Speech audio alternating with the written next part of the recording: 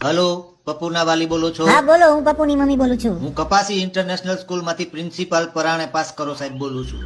હા બોલો સાહેબ. બેન, તમે ધ્યાન નથી દેતા આ છોકરા. હા તો ધ્યાન દેવા તો તમને દીધો છે ને સાહેબ. શું છે હું ઈ કયો? અરે બેન, તમારે પણ ધ્યાન દેવું જોઈએ.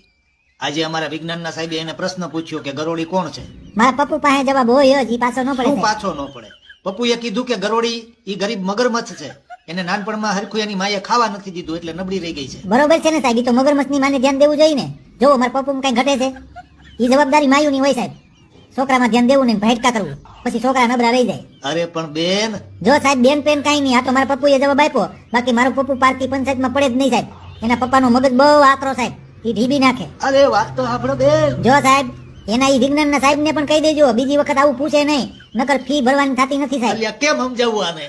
શિક્ષણ બચાવવા કરતા ફી બચાવવી જરૂરી છે ભાઈ.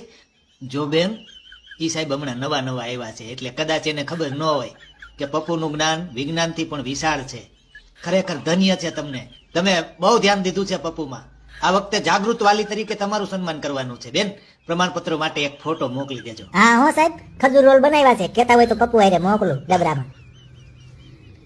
ફી બચી ગઈ.